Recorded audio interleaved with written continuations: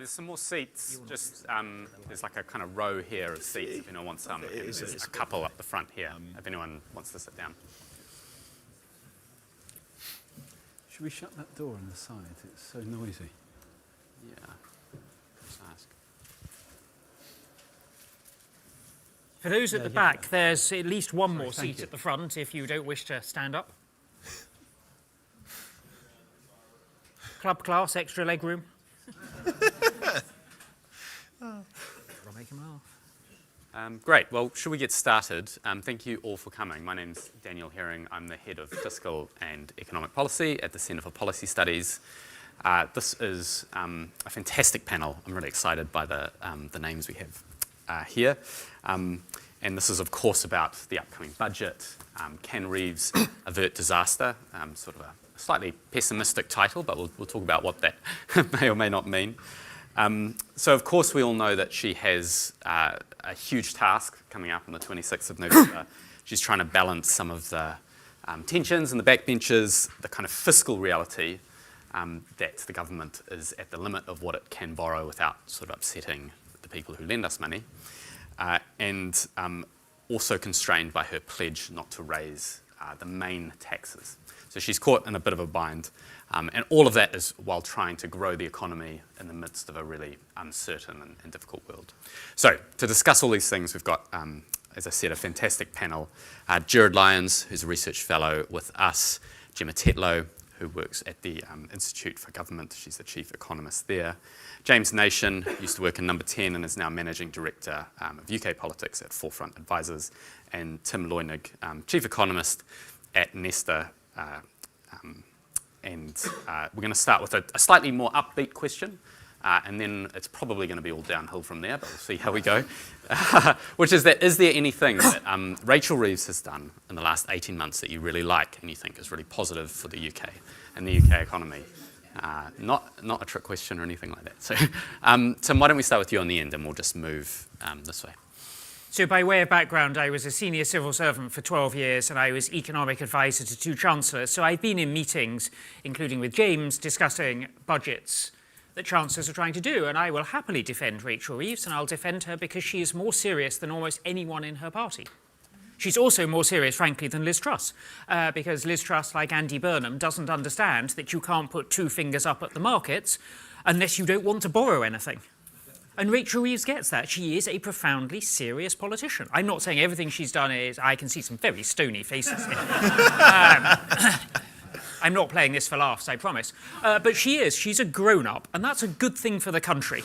And in many ways, she's more grown-up than Jeremy Hunt. Jeremy Hunt is now going around saying, oh gosh, you should always have 35 billion in the bank. Well, he didn't when he was Chancellor. I mean, for those of us who are fiscal Puritans, and I was once on the council of the IFS, it is glorious to see one person repent of their fiscal incompetence. But it would be nice if Jeremy had done it before he was Chancellor rather than after. How do you follow that?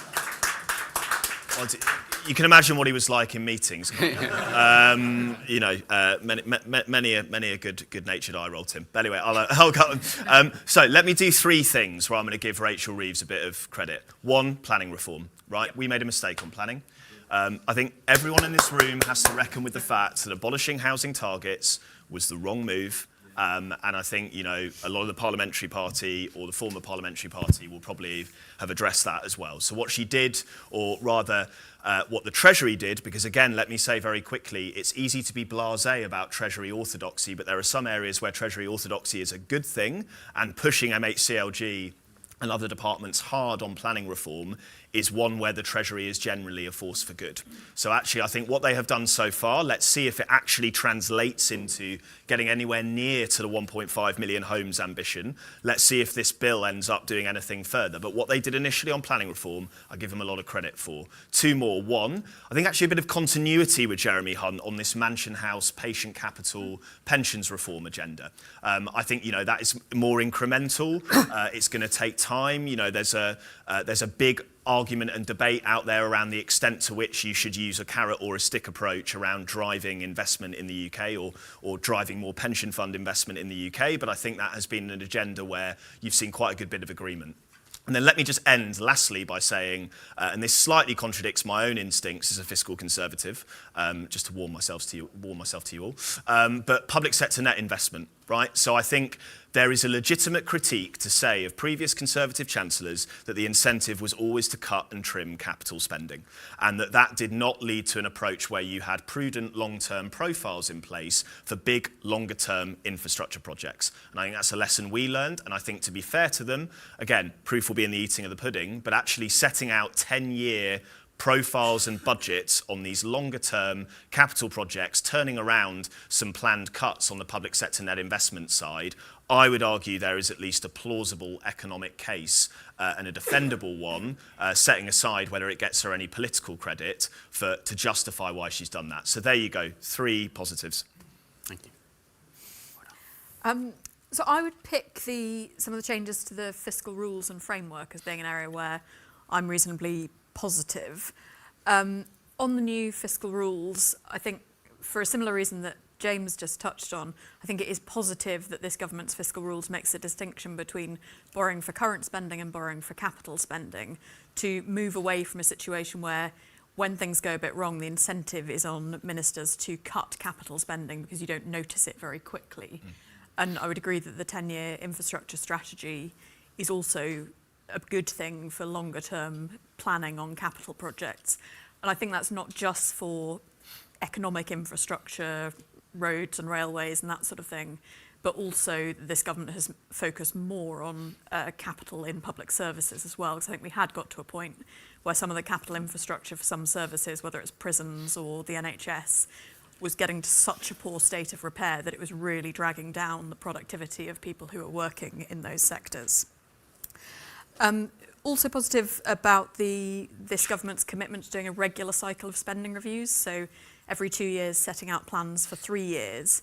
And that's not just to allow longer term planning for services, which means you can use your money more efficiently, but also means that that longer term span of spending plans aligns with the period over which you're committing to meet your fiscal rules. So in the past, we had a problem where governments were saying, we're going to get borrowing down or debt down in 5 years' time, but that's on the basis of some penciled in public spending numbers with no detail about how you deliver that. And so aligning those spending plans with your commitments on borrowing debt, I think gives more credibility to those plans and sort of forces government to face up to the hard question of how do you really deliver that level of public spending. Also positive is the fact that ultimately we will get to a stage of targeting a range for our borrowing rather than a point. I think we have quite an unhealthy fiscal debate in this country of a real obsession with quite how many pounds billion does a government have as headroom against its fiscal targets. When you're talking about 10 billion here or there in the context of UK public finances where you're raising and spending £1 trillion a year, and the gap between those two numbers can move quite significantly over a 6-month period. It's really nonsense to be talking about whether it matters that the headroom is £10 billion or £0 billion. So thinking more about ranges, I think, would be beneficial. And similarly, committing to one fiscal event a year is a good aspiration. It's definitely not the first Chancellor to have had that aspiration, and also the first one to have not the first to have struggled to keep to that, but it is a good aspiration to have, to only make fiscal policy decisions once a year, because most of the time you don't need to adjust fiscal policy more than once a year. It just creates uncertainty in the policy environment. So those are all good things. I think the reason perhaps some of those positive changes haven't delivered as many positive outcomes as they might have done is because the Chancellor in her first budget decided to have very, very scant headroom, although I said I don't like headroom, but very scant headroom against those targets. So she's ended up in a position where reasonably small in the context of the public finances downgrades in the economic forecast have buffeted her into having to make reactive fiscal policy choices. And so I think that's a real problem, even though the framework itself should be fundamentally good. Well, in the context of a pretty visionless and disappointing first 14 months, it's a good question to start on because it means the direction of travel for the next 55 minutes is quite clear. The two positives, I would say, planning reform. Again, one needs to look at what is done and not just listen to what's been said. There was data out last week, for instance, showing that in North London, a couple of, well, basically the Prime Minister's own borough, I think it's only 1.5% of planning applications have been approved, if you believe that this is secondary data, of course. So she has said the right things on planning reform, and she's to be congratulated on that, but needs to execute. The second thing is investment, actually, which has been implicitly touched on. I think she has been quite correct on focusing on investment. The UK has been a low investment economy, low investment in R&D. The last two colleagues have talked about public sector investment, but she's also focused more generally on investment. We do know, though, from economics what needs to be done to deliver higher investments.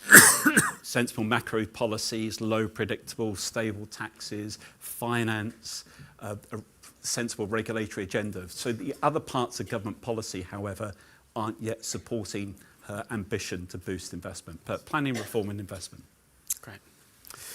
And then just kind of zooming in now on the budget, what do you think we'll see? What will be the kind of newspaper headlines the day after the 26th of November? What would you put your money on happening in terms of specific tax rises, any spending cuts? Probably I'm sure not. the headline, no matter what's in the budget, will be tax bombshell on middle class. Yeah.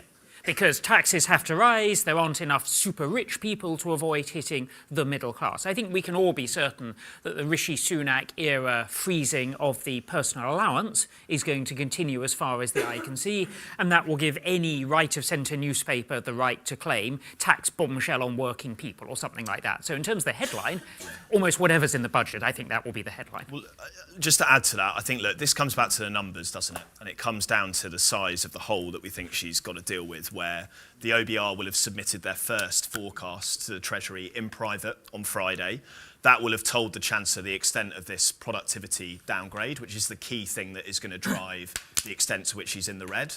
Then just watch really closely what clues you get in the media from the Treasury in the coming weeks, because that will tell you, if I see stories around more radical tax reform options being considered, that might tell me that the Peston briefing of the 30 billion ballpark is more or less right, or it could be a little worse. But actually, just to go to your question, the thing that and don't ask me how they fund it, but I just wonder, they know this is going to be a difficult budget for them, but they are going to want to chuck something in there that is or does have a bit more of a positive spin. So let me just really quick examples. A lot of chat about property reform, property tax reform.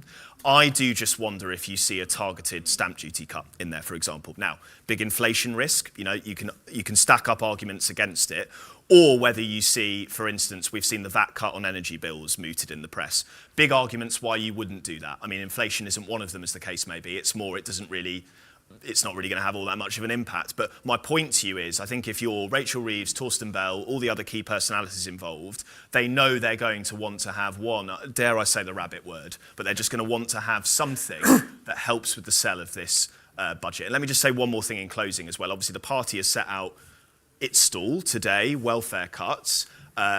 Let's see what that funds, or what the Conservative Party says in terms of what those savings will go to fund, because that then gives Labour an opportunity to respond in its own way at the budget if they want to have a debate about fairness, for example. So those are some reflections on what I think the immediate reaction could look like. I mean, as James said, it does seem the context is probably the fiscal hole is bigger. The question is really quite how much bigger to what sort of package we see. And it seems that tax is going to be the thing that responds, given they're pretty constrained on spending. I suspect, given we haven't seen yet much attempt to lay the groundwork for significant tax reforms, that we're probably more likely to be in the world that many recent chancellors have used of kind of cobbling together smaller measures here and there. That's right. And the danger of that is that I think you can very easily end up complicating the tax system further by doing things that you think people won't really notice. A better approach, but I'm not confident we're going to be in this world, would be this government thinking more seriously about what should the tax system look like to be consistent with their objectives for growth, and how can you start using this budget to move in that direction and to provide, I think, a bit of greater clarity for businesses and households about if this government needs to find more tax-raising measures or if it indeed has money for tax cuts, what are its actual priorities and what's that likely to look like over the next few years? Yeah, I concur with that completely. The headline, it won't be kicking the can down the road, it's kicking the can over the cliff. That's going to be the headline in my mind. We have a back-to-front budgetary process in the UK. Obviously, when you have fiscal rules, you can't change your fiscal rules from a position of weakness, so you're stuck with them. The headroom is very small. The back-to-front processes should not be a criticism of the OBR. I think they do a very important job. Yep. It's a criticism of the position the OBR is put in. So they're going to cut their productivity forecast, which is sky high. I think they have assumed in their central scenario 1% productivity growth per year. At the moment is 0.3%. So they only need to cut that a bit and it changes the dynamics. That leads on to the second point, which is that they therefore cut their medium-term growth projection, which is around 1 2/3, 1.67% growth. Once you cut that, then you start to actually make your headroom even less, or not your headroom, your numbers worse. They might factor in slightly higher inflation if they're sensible, but then everyone apparently believes the inflation target, so they don't give any get out. So then we come down to this fiscal headroom, which is nonsensical. So whether it's 20, 30 billion or up to 50 billion, what the markets want is someone to actually sort this problem out and not have a repetition next year. What I expect she will do will be looking around, small tax increases, and we're going to be in the same boat this time next year. She might be a different Chancellor, admittedly, addressing the issue, but she's not going to address the problem. Britain is basically in a situation where we spend like there's no tomorrow. Let's not forget that when she took over last year, she inherited a terrible position. She then admittedly allowed it to get worse by waiting 10 weeks as opposed to having a budget within 3 weeks. She then managed to dampen expectations. Then she did the thing she wasn't supposed to do, which is tax employment. Now, hey presto, employment is being hit in low-cost sectors. Minimum wage increased, not because of her, but that adds to the pressure on small firms. Then she spent £69 billion more last year, raised by taxation and borrowing. So she's inherited a difficult position, but she's created many of the problems of her own making. She had a cast iron opportunity earlier this year when your institute oversaw or contributed, as others did, to the external review of the fiscal rules. Basically, every 5 years, there's an external review of the fiscal rules. There was 2 Dutch experts came along, and was one of the outside experts who gave them some evidence. And basically, they gave her a way to get out of her problem, which is they said, instead of an obsession with the short-term fiscal headroom, step back and look at longer-term solvency, effectively. She could have used that as a way, in my view, to actually say, look, we're taking what the experts have said, but she didn't. So she is in this situation with a headroom of less than 10 billion, 0.3% of GDP, it's tiny. So she has to either cut spending, borrow more. She doesn't want to cut spending, difficult to borrow more, so she's down to raising taxes. So kicking the can down the road in terms of not addressing the underlying issue. She's not going, it seems, to raise the manifesto, the major taxes. So it's a difficult situation, and the problem will get repeated probably next year, and it won't address the underlying problem. Yeah, thank you. I'll just ask one more question, and then we'll open it up. But we've sort of touched on kind of specific things she could do, but I guess it'd be great to hear one concrete idea that you would love to see that would improve Britain's long-term prospects in the budget. And you can sort of be free of political constraints here. So, so something you would love to see in the budget. Tim, maybe we start with you. Abolish stamp duty and replace it with an annual charge. That's, I think, a no-brainer. Paul Johnson has said that stamp duty is the worst tax in Britain. Put small business on the same basis as large business for taxation by getting rid of the raft of really silly subsidies to small business. And reduce the VAT threshold to about £1,000 so that, again, small business is on the same thing. I can see the looks of horror in the room. But we know that large businesses have higher productivity than small business. Supporting small businesses that have lower productivity simply makes us poorer as a nation. Finally, of course, we should rejoin the EU. The current estimate for the OBR is that is one. Well, you asked me for an economic thing, irrespective of politics. You're welcome to boo me all you like, but it's your own time you're wasting. The OBR estimates that's 100 billion a year, and with a 40% tax take, that's 40 billion a year of extra headroom, as well as 60 billion of extra spending power in your pockets and mine. Gosh, I've chosen the worst seat in the House. How do I follow that again? So ideal scenario, of course you'd look at stamp duty land tax, of course you would. Has to be a serious reckoning on the welfare side as well. Let's be real, that has to be pensioner as well as working age, if you were seriously grasping the nettle here. I'm just going to sneak in one thing that I think she might do. Just watch in the next few weeks spending restraint make a comeback. I don't rule out her penciling in some reductions to departmental spending in future years. And she'll say to the Labour Party, don't worry, growth will turn up and I'll have some proceeds to allocate. Or this is why we need to improve public sector productivity. Remember, there's no vote in the House of Commons if she does that. She can do what she likes on spending.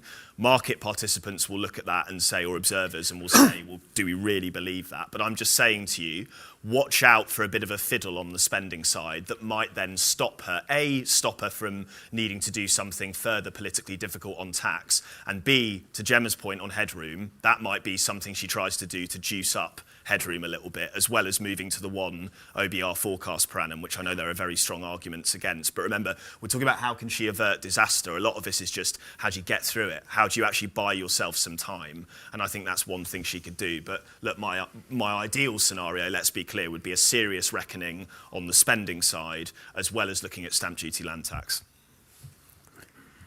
So I would have given a pretty similar list of tax things that Tim's just talked about. But just to be clear why we're sitting here as economists saying, look at these things. There are lots of bits of the UK tax system that offer preferential treatment to one group versus another that are actually very similar in economic terms and create a lot of distortions and disincentive to some types of activity and incentives to spend a lot of your time making yourself look like something else. And so I think it's for those reasons that we're talking about this. Stamp duty land tax discourages people from moving property to be where they really want to be. So yes, I would definitely, that's clearly one that probably could quite quickly shift the way that the housing market operates.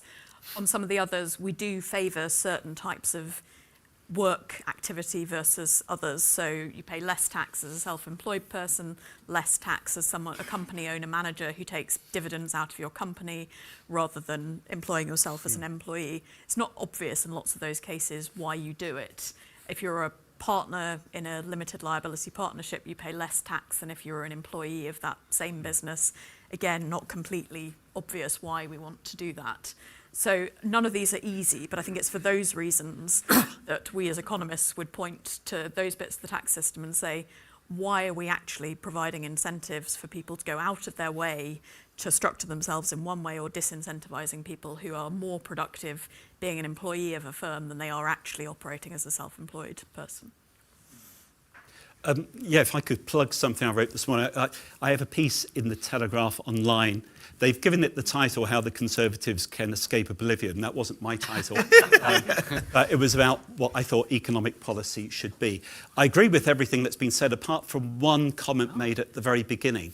I think it's important to stress that since we left the European Union, we have grown at a faster rate than, say, France or Germany.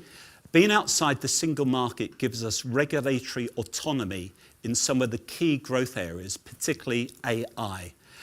Being outside the customs union allows ourselves to reposition ourselves globally. Western Europe, unfortunately, is the slow growth region of the world economy.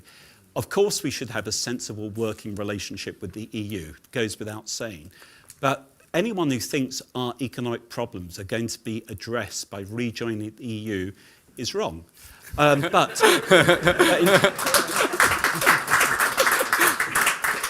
we do have challenges, and I think everyone has covered key issues. The stamp duty being reduced, Jim Mirrlees, who he was a Nobel laureate and he was a fantastic guy, but he actually called it a stupid tax. He didn't mix his words. That was a long time ago. And I should say, Jim Mirrlees taught me, for Jim to call something stupid, I mean, that's the strongest language I ever heard Jim use. But one thing, if I may, we do, I think maybe with us, in terms of taxing property, we're the second highest in the world. Yeah. Yep. Therefore, what I worry about is that while sensible ideas have been suggested, such as the change to the 1991 council tax bands and reducing stamp duty, my fear is that people are talking about property tax not as a way to have it better, but as a way to actually make those changes but still raise more out of property. Yeah. We do need to have tax simplification, but we need to actually make sure we don't overdo it in some of the areas. So perhaps I'll stick my neck out and make a specific prediction with the real risk of egg on face after the 26th of November, which is I don't think they'll do your idea, Tim. No, nor do I. I think they will do a Welsh-style targeted revaluation of higher band properties, find a mansion tax, they'll present that to the Parliamentary Labour Party and say, we're listening to you. And then, to my point earlier, if in the mix they can find, $1 billion or so to do something targeted on stamp duty, so it's not all bad headlines. That's my guess. But my hunch is, again, let's see. But I just think they will not feel politically strong enough to do a wholesale reform of property taxation at this juncture. But I could be wrong. Great. Yeah. Thank you. That was fantastic. Let's open it up for questions. There's loads of people here, so we'll take two at a time. Are there microphones floating around? Yeah, let's take two up the front to begin with. So there's two here. Yes. Hang on, wait for the microphone. Chris Bowman, Tunbridge Wells. Do the panel members think that the Laffer curve is a reasonable economic theory? And just, can you pass that along to this lady? Hi, I'd like to hear what the panel thinks whether VAT is likely to go up in the budget. I speak as somebody, I'm a head of tax at a business that's based in the city, and I just don't think the government or anybody understands quite how damaging all of this incentive, months and months of it every year, is to business. I know that they've said that they're not going to put up headline rates, but I want to know whether you think that they'll do something else complicated with VAT. Great, thank you. So we've got the Laffer curve, Yeah. does it exist? And VAT, and the damaging effects, I think, of kind of speculation leading up to changes. In my experience, the Laffer curve definitely does exist, but it exists for particular taxes in particular ways. So you might be asking yourself, why did the Treasury stop last year at 24% on capital gains tax? That's because internal Treasury advice said to them, you are not going to raise any more revenue if you jack the rate up further. Again, that is whether they look at reforming certain allowances, in line with what the Resolution Foundation and others have said, as part of this cobbled together model 3 strategy. I don't know, but certainly there I think it was evident. I think the same on certain sin taxes, for what it's worth, or duties. I think we have it quite well pitch-rolled. The Chancellor wants to do some quite substantial reforms to gambling taxation, but I think when we look at tobacco and alcohol, we're probably there. And then on VAT, really quickly, just so I can cover both, I think the Treasury will worry about inflation in their advice to her. What they will be saying to the Chancellor is you cannot have a budget like last year, where, just building off some points earlier, the OBR say inflation is going to be higher than it otherwise would be because of government measures and also the path for bank rates similarly. So what they will be doing, and this is going to be very hard, is looking at revenue raising options that is not going to make the bank's life harder. And I think in general on VAT, that will broadly be their approach. They are always attracted to what Tim said around lowering the threshold, because that is one of Treasury officials' favourite revenue raisers, but my gut would be they're looking elsewhere, would just be my sense. Oh, anyone? I'll go last this time. Okay. First question, Laffer curve, is it an economic theory? Well, the answer is no. But there are circumstances in which the Laffer curve will work. I think the point, though, is that incentives do matter. That's what I would take away. That does not mean, in my view, that you base your economic theory based on the Laffer curve. But the importance you would take is incentives matter. In terms of VAT, I think it goes to the heart of the matter, because if you've look, government spending is 45, or public spending is 45% of GDP. It's an all-time high. Public spending is what should be under the microscope here. But given that it's not under the microscope, you've got 5 options, really. Let's assume we're not going to default, and let's assume we're not going to inflate the debt away. Then it comes to growth, reform, tax, austerity, or borrow. Basically, growth isn't there, but she would like there to be growth in the future, but the OBR is going to say not yet. Reforming the public sector, ideal, but takes time. Not austerity, you would say, but controlling public spending, that's clearly not going to go down well with her backbenchers. Borrowing, we're already borrowing close to £310 billion of gilts this year, issuing, etc. That's a lot of money, and longer-term yields are going higher.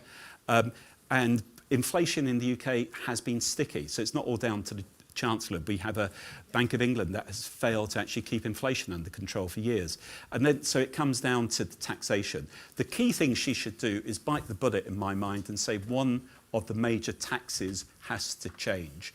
I go against the manifesto commitment, but to do it in a way in which it makes sense, and to touch on the point, it creates opportunity for the bank to cut rates. Yep. VAT, I think it will be, yeah, it could go up 9.9 billion, but what you should do, in my mind, is probably raise the basic rate income tax. It's not appreciated that if you're the average income taxpayer, you're paying a lower percentage of your tax the only time since 1975. I'm not saying that's a bad thing, but we thankfully have a very progressive tax system in the UK.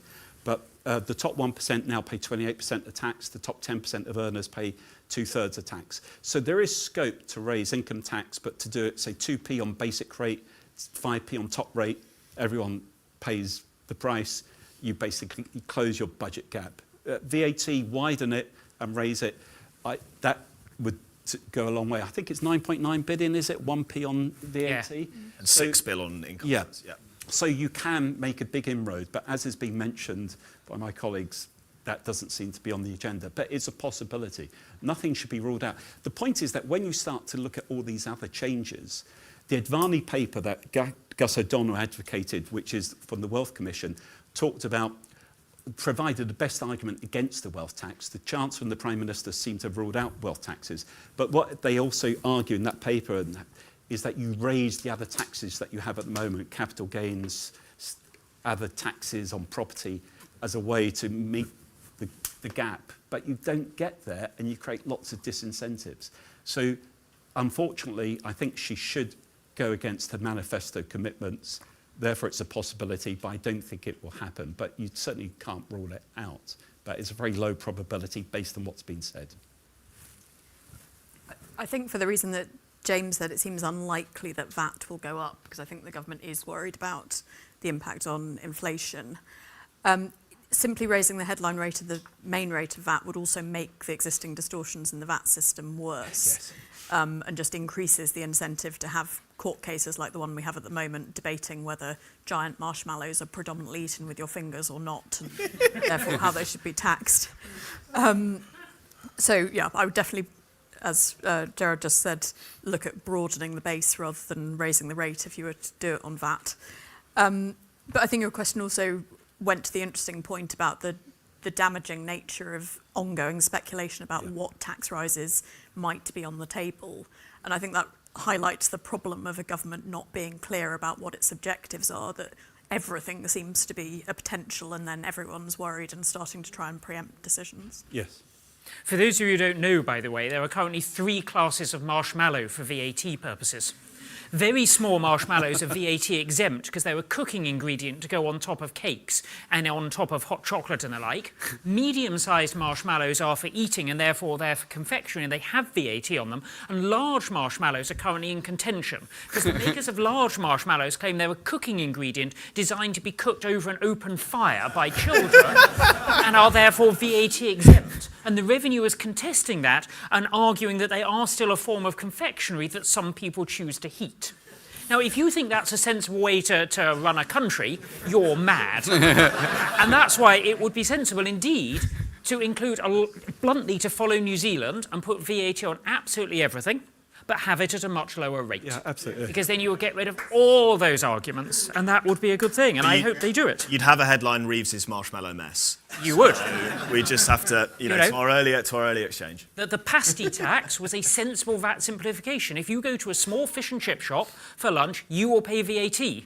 If you buy a hot pasty from Greggs, you won't pay VAT, and there is no good reason for that. When George Osborne got rid of it, it was called the omnishambles budget. I'll add one thing on the Laffer curve. Every tax has a Laffer curve effect. If we had VAT of 1,000%, people would pop to France to buy almost everything. We know that the higher rate of, that about 45 pence is the Laffer curve kind of peak-ish for income tax. That's why no one is seriously going to go over that. For cigarettes in Britain, it's the current price it is. But if we were Australia, we could have a much higher price because it's harder to smuggle things into Australia. So, but for most taxes, we're not. We can raise a lot more tax if we wish to. Sweden proves that. Germany proves that. France proves that. There is ample tax raising power if the government wants to use that, whether that's a rise in the basic rate of income tax or many other things. Yeah. Great. Let's go, these two ladies here, so just behind.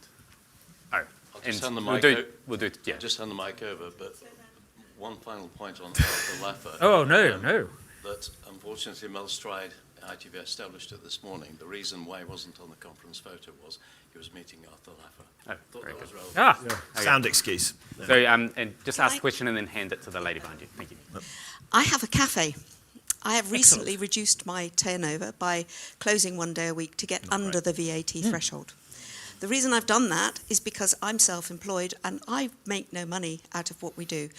Over the last few years, we've seen our costs increase massively with minimum wage. It's a crippler for us. Yep. And if you look at the statistics, if you drop the threshold to 30,000, that immediately adds £12,000 to my bill. Yep. Instantly. Yep. As a self-employed person, I get no holiday pay, I get no sick pay.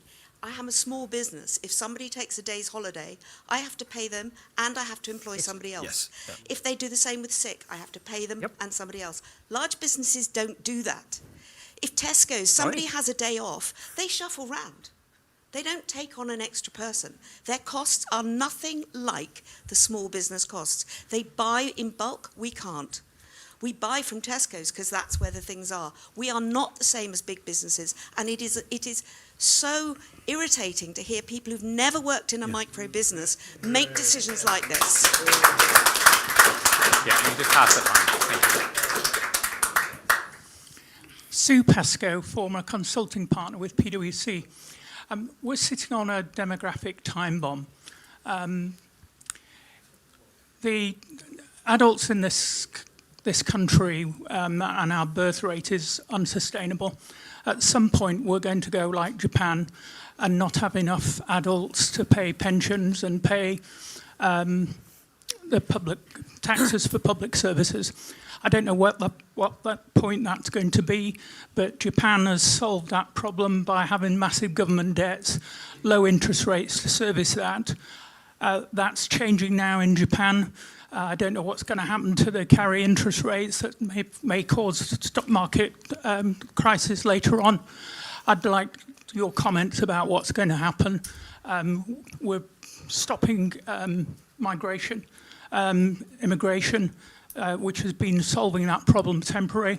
But that demographic time bomb is hitting Europe, it's hitting us. I'd like your comments. Great, so we got a question about lowering the VAT threshold and other things like minimum wage on running a small business, and then also demographic, micro business. Yes, micro business, less than 9 employees, or demographic time bomb. Just on the VAT threshold, I should be really clear. I'm not advocating they lower it. Like, that is always on the same Treasury list that means testing the winter fuel allowance was on. There's a list that, Treasury officials will send up to the political team. Some of them might individually, in their own merits from a fiscal or economic perspective, have an argument for why you would do them. But to be very clear, I am not saying that I would advocate for a VAT threshold reduction for precisely the reason that you say. It does, though, talk to this broader problem, which we've all touched on this panel, which is there is a good argument in defence of a particular complexity or a difference in a threshold across our full tax system, which makes options for broader reform very, very difficult. But I just wanted to be clear, because I totally hear you, and I totally hear that frustration, when you're hearing former Treasury whippersnappers on a stage talk blithely about, various tax options. But for me, I wouldn't do it. I would say precisely the wrong time to add an additional cost on micro-employers. They won't do it because the Resolution Foundation is working with Labour and it's their policy to reduce it. So how confident am I? It's difficult to say. My own hunch would be it goes to what I was saying earlier, that they can only afford to fight politically on a few flanks, and I think they will be quite nervous about a narrative that they are further adding additional costs onto smaller and micro employers. So and it's only a hunch at this stage, but I think they might be a bit nervous about doing that given some of the reaction on employer NICs, etc.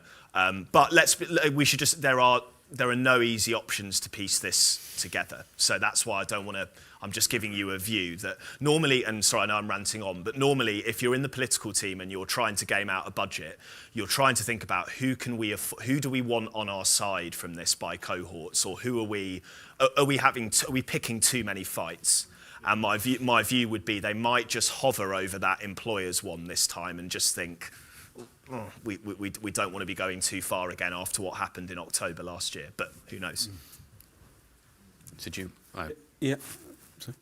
So the smallest, I'm self-employed as well as employed. I've worked for companies, I think the smallest was 11 employees. I've worked for companies large and small, and I stand by what I said. Large firms typically have higher productivity than small firms, and a tax base that is biased towards small firms keeps more small firms in business and lowers aggregate productivity. It also destroys communities. We can argue that one either way. On demography, Britain is actually in a really good position, because how many people here speak fluent Japanese? Any Japanese? One, yeah. Well, two. Oh, two. Well, that's twice as many as I thought I'd get in an audience this size. One of the reasons Japan finds it so hard to get over its demographic time bomb is that no one in the world speaks Japanese. So it's really hard for them to recruit migrants. And migrants who go to Japan, by and large, don't want to learn Japanese, and it's a hard language to learn for almost everybody in the world. In contrast, as we know, people really want to come to Britain.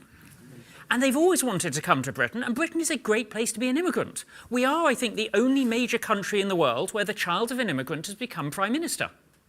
And in fact, what have we had? 3 who've become Chancellor? I mean, Britain is an amazing success story for immigrants and the children of immigrants. So we will always have, if we choose to exercise it, a huge choice of which immigrants we let in, because there are millions of people who would choose to come here. So we can choose any demographic profile we like. And that means the demographic time bomb just doesn't exist in Britain. And it's not just the immigrant themselves, it's the children. I think Britain is the only country in the world in which the children of immigrants, as best we can tell from the data, are outperforming the children of native-born people in schools. And that is something we can be amazingly proud of. Our record of integration is remarkable. Immigrants and their children are more likely to marry native-born than in any other country in the world. So yeah, we actually do have a really good answer. It's one we've had now for 30 years, and it's one that people in all parties can be proud of in the society that we've created. As you'll have deduced, the name Loinig is not an Anglo-Saxon name. Yeah, 2 points. In a low-growth, high-debt environment, you need to be cognizant of keeping the financial markets on side and business on side. And I don't think hitting small firms is sensible. I concur with the point that productivity figures show that you have a long tail in the UK, and productivity is worse amongst some small firms than big firms, but that's the nature of economics. But I think we need to address issues such as simplicity of tax for small firms, the regulatory environment for small firms, and also financing gaps. Now, one thing that the Chancellor has spoken on, maybe I could have mentioned at the beginning, but it might have been touched on, is trying to close those financing gaps. Yep. Again, it's about delivering that. The Macmillan gap was identified in 1931, that banks don't provide lending to small firms. So that'd be a century old, not soon, and we still haven't addressed it. We don't provide enough scale-up capital to small firms. But coming back to your point, I agree with you, and I think last year, the Chancellor basically was told by all the commentators, if you raise national insurance, it's a tax on jobs. Don't be surprised if jobs suffer. If you hit small firms, don't be surprised if small firms suffer. Second, in terms of demographics, I agree with the point made that Britain has accommodated migrants really well, and that's something we should be proud of. My parents were Irish, but we can go back not too far, and Ireland was part of the UK, but importantly, it's not now. So I want to be safe to walk up the Kilburn High Road again. There is an issue here, though. The OBR, the Office of Budget Responsibility, used to point out that migrants were net fiscal contributors. And often it was taken that you took a 25-year-old single-person migrant, and invariably they worked in a high-productive sector. That has changed.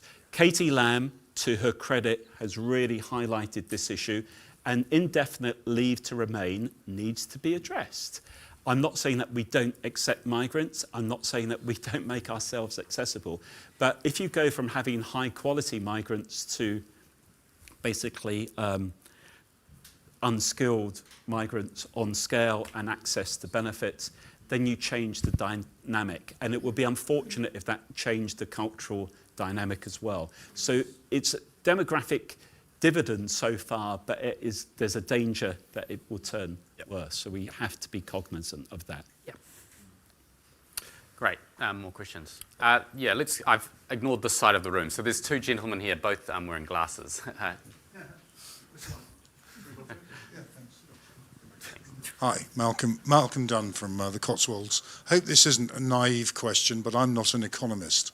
When Labour were elected, the day after or 2 days after was the first time we started to hear about the 22 billion black hole. Now, depending on which newspaper you read, it's 30, 40, read one place 50. Is there a way of finding out what the actual truth is, or is that a naive question? Yeah, that's a very good question, actually. And next one. Yeah, I mean, it doesn't mention too much about is the national debt and the cost of servicing that debt is getting ridiculous. And I think sometimes, correct me if I'm wrong, but I think sometimes we're even borrowing to service existing debt. So how do we get this giant millstone around the Chancellor back under control in the long term? Great, thank you. Two great questions. So we have, what is the black hole? What is it? And servicing debt. So Gemma, do you want to? Sure. On the black hole, so I think the black hole we're talking about now is looking forward. If you want to get to a position where you've got tax revenues covering your day-to-day spending and you've got debt falling as a share of national income rather than rising, what's the gap between your current set of plans and where you need to be? That's the sort of 30, 40, 50 billion pound numbers that are floating around at the moment. The 22 billion pound number that Rachel Reeves came up with in that fiscal audit last year was her coming in and saying there are all these spending liabilities that we didn't realise, and that's a problem. Now, I think the issue, and that was a lot of political positioning, really, because going into the last election, we and lots of others outside government were saying none of the main political parties are being upfront about the fiscal challenges. So I think you had both of the main political parties going in saying we can have much better public services and either lower taxes or not really much higher taxes. And that already meant that you had a fiscal gap, which is really the fiscal gap that this government has genuinely been addressing, was always there. It wasn't the £22 billion of unfunded spending promises that Rachel Reeves unearthed. It's that longer term fact that was always there, but no main political parties were really willing to talk about that ahead of the election. And maybe if I just add to that really quickly, I was surprised they tried to concoct the 22 billion, because in my experience, when you're looking at the government's position in year, money moves all the time. It is the Treasury's job at the end of a financial year to reconcile things and to present, bluntly, sums to Parliament that add up. But if you were to take a moment in time, it is quite plausible if you take a snapshot in July or whatever else that, you're in debit at that point, right? And I just think the political mistake they made is trying to define a black hole which doesn't really make sense as a critique of the government, or rather as a critique of the inheritance. I think if instead they'd said, hey, Tory spending plans that were left implied these cuts to the NHS, and put that to the country, then that might have been, a better basis for her politically to have that argument. But I think trying to concoct this in-year total, which the OBR don't recognise or didn't recognise, and which I can tell you is just standard fare in terms of the Treasury reconciling things, bearing down on pressures in the year when departments come and try and ask for more cash or are slightly over budget. To me, that was slightly odd. And then it talks precisely to your point, which is it muddled the way in which we explain and communicate fiscal policy then. Because you're absolutely right, black hole here, black hole there, 22 billion here, 30 billion over there, what actually is going on? And I think it probably then complicates the great work which Gemma and others do to try and actually explain fiscal policy and how it works to a public audience, because the government or governments of all colours will use different cuts, different figures, different definitions for whatever suits their political purpose at that point in time. So I go to all 4 party conferences. So I was in Labour last week, and there's real anger in Labour with the OBR at the moment, because for years the OBR gave the Tories a free ride by saying, oh, productivity is about to shoot up. And therefore the Tory sums added up very easily in 5 years' time. The OBR has now finally, and quite rightly, said, productivity isn't doing very well in Britain. So that sort of free lunch in 5 years has been taken away from Labour, and Labour are understandably very upset that the OBR has moved the goalposts, and I think they're right to be upset on that. The thing isn't that the OBR have wrongly moved the goalposts, they should have moved them years ago, and then frankly Jeremy Hunt wouldn't have been able to put through a national insurance cut that the country couldn't have afforded, because it would have broken his own rules at the time. The other thing I would say about how to get the debt down is something that, as far as I can tell, Mel Stride completely, failed to address this morning, in that he's raising some money by cutting welfare, but he's giving it away to young people as a sort of 5,000 quid if you buy a house. Not all of it. Not all of it? How much money did he raise this morning, net? Well, see, there's a 40... I'm defending the Tory party's line here. I should say I'm not affiliated anymore. But £47 billion spending total, right, savings total, that we can debate, and then a giveaway this morning that is £2.8 billion. Oh, I take it back then. Sorry, the press report I read was different. That would be a serious contribution. If you genuinely found 40 billion of savings, that is a proper contribution to the future of Britain. And for what it's worth, and I speak as someone who isn't a Conservative either, I think the only route back to electoral relevance for the Tory party is to be the one fiscally orthodox, sensible, Conservative party. Yeah. Because reform will not be that. But that requires you to do what Margaret Thatcher did in 1979, which is to identify big things you are willing to cut, including that affect your own voters. So the biggest cut Margaret Thatcher made in 79 was to de-index pensions from earnings. That's what gave her the fiscal headroom to do huge things in the 1980s, but it saw pensioner poverty rise by pretty much 10 percentage points, from 32 to 42 and 100 pensioners. And that's the sort of serious decision that a party that's serious about power and government, which the Tories have historically always been, needs to be willing to make. And if he has found 40 billion net cuts, I'm absolutely delighted, because that will be the first sensible thing I've heard from the Conservative Let's see the Party balance at the end of conference. Let's see the balance at the end of conference. Just, CCHQ press officers, you owe me a drink for correcting Tim on that. They certainly do. They owe him, if you're in there, they owe him champagne. Right. Jared. I'm not going to repeat what's been said, because all the issues have been covered, but just to build on it, because of our obsession with the fiscal headroom, we just focus short term. The OBR separately, every couple of years, comes out with a medium-term outlook. And that's what most economists get excited if economists get excited about anything. They get excited about that. And it points out that on current trends, public spending is an all-time high, or close to an all-time high, of 45% of GDP. On current trends, it's set to rise to 60% of GDP in a few decades. We go bankrupt. Debt, if no action is taken under that forecast, debt to GDP goes up to 274%. Lady earlier mentioned Japan. Of the G7 countries, Britain is in a better position than 5 of them. That sounds okay. But of the G7 countries, 2 of the countries that are in a terrible position on the face of it, Italy and Japan, fund all their deficit internally. The 2 G7 countries that are more dependent on foreigners to buy their debt than anyone else are France and Britain. So we have to keep international investors on side. We don't just talk about it here in the UK. We should be talking about it globally. One of the big worries I have is you go to other parts of the world, the narrative about the UK is so poor. We don't invest enough. And this should come down not just to the Chancellor, but to the Governor of the Bank of England. When you go to global fora, they're the 2 people everyone listens to. And we need to create this better narrative about the UK.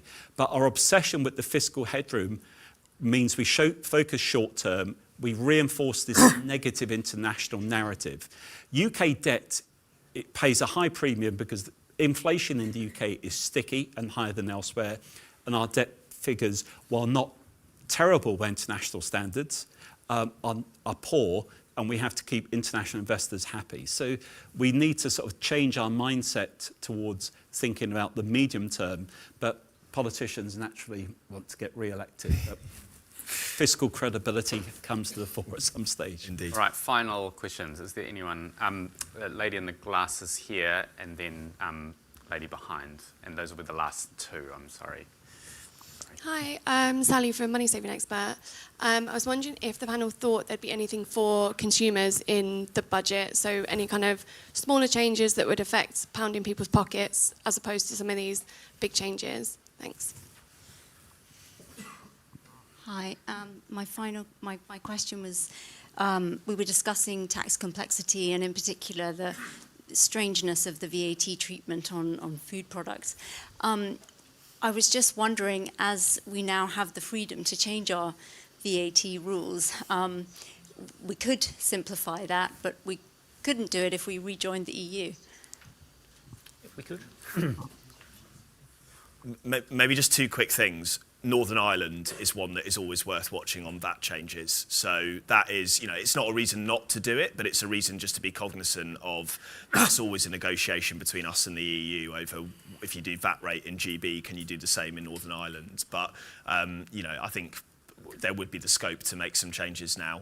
So I don't necessarily see that as an absolute barrier. I just think you'd have to focus on that Northern Irish issue in my experience. And then very quickly, to your point on consumers, this is where I go back to there will just be something that they can, even VAT on energy bills, I would do it just so Ed Miliband can say we are cutting energy bills. I mean, this audience will know that's not, but just something that you can have to say, well, yeah, we are, when you challenge, we've done that, we've done this. So I think a small giveaway somewhere is what they'll be looking to do. Whether that cuts through net and given the wider noise, I don't know. But that's, if I was spadding for them now, that's what I'd be thinking about. Just on VAT and the EU, I mean, the thing that the EU principally restricts is the number of reduced rates you can have in VAT. So actually the EU would be perfectly happy with having a flat rate of VAT on everything. Yep. I think the only thing that you don't tax in the EU for VAT is financial services, which would be restricted. So we could do that and they wouldn't. But otherwise they'd be perfectly happy with a flat VAT policy. So actually I think the tendency we've seen since coming out of the EU is for the government to come under pressure for more reduced rates. So I think sanitary products is the obvious one where we've made that zero rate. Although the EU allowed that, actually, under populist protest. Sorry. Great. By the way, the evidence is that sanitary products only fell 1% when we took off 5% VAT, and the rest of it was absorbed by retailers. Getting behind, take VAT off X because then X will be cheaper is not usually a sensible campaign. It's usually very beneficial to whoever sells it and not at all beneficial to final consumers. Interesting. Actually, we do have time for one more question. So let's go down the back and then man in the red jumper, and then you can just call out your questions very quickly because it's so enthusiastic there. Hi, Andrew Byrne, Nottingham City. You've been talking about, obviously, the lady here about the demographics and all that. We've got so many. I think if you cut the university sector down to size by doing the STEM subjects and the really important stuff that we want, you'd free up a couple of 100,000 workers a year on a rotating basis that would fill these. I mean, I live in Nottingham and it's so many youngsters doing courses that's never going to give them a job. And we might have to increase the size of the land army in future. Immigration, you solve part of that problem if you've got available labour. Yeah. And just to you. Hi, Dominic Webb, North Derbyshire, Bolsover specifically, which is the financial capital of nowhere. My business is in America, Australia and the UK. I get the benefit of seeing into supply chains. I'm loath to promote fiscal policy that comes from Donald Trump, but at what point do we have a conversation about a sales tax versus VAT? Never. Because I think the sales tax side of things frees up immediately within the supply chain. And I think if you're a small business owner, like you own the coffee shop, they're savings that you can immediately absorb. It's an improvement to the economy. I do look at VAT or GST in Australia, and you look at it and you go, it is a punitive tax on the supply chain. Thank you, and just very quickly, just shout it. Shall I just shout out? Yeah. I think everybody can hear me. I've got quite a strong voice. In 1975, I think it might have been January, we went bust as a country. Jim Callaghan was the Prime Minister. We had to go to the IMF. We borrowed 10 billion at the time, which I don't know what that figure would be now. When they actually did the sums, we only needed 8 billion. It's not been mentioned, but the upcoming budget will derail the economy. That would be a derailing of the economy. And my understanding is that we lose complete control of the economy. Someone even said maybe the IMF don't even have enough money to bail us out. Great. Why don't, just so we take one question each, James, do you want to just take that last question? Tim, do you want to take sales tax? I'll definitely defer to Gerard and others. But my strong view is I think I'm honestly going to say to you, these IMF comparisons are overdone, right? We are not in the 1970s. We do not have the same conditions that applied then.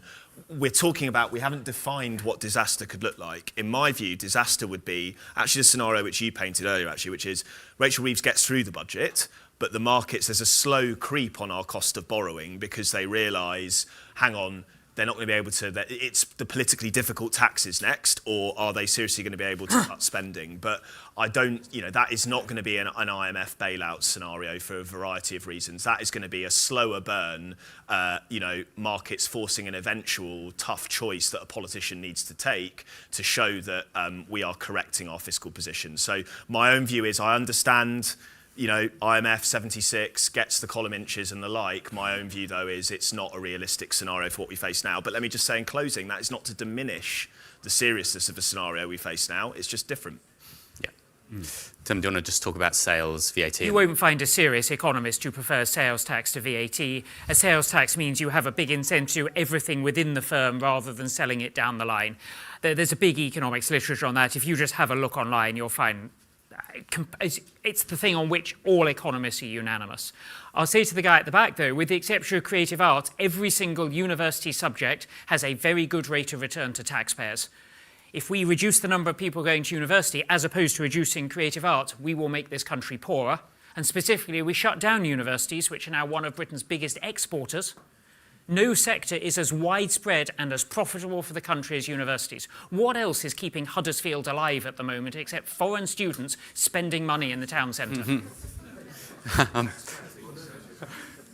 Gemma or Joe, do you have anything? No. Okay. Well, thank you. Just please join me in thanking you.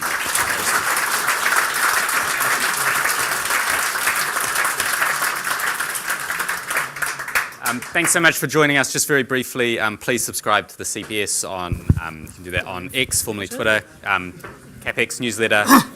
We've got another event in 20 minutes. Please go outside if you want to join that and come back in. I think I agree.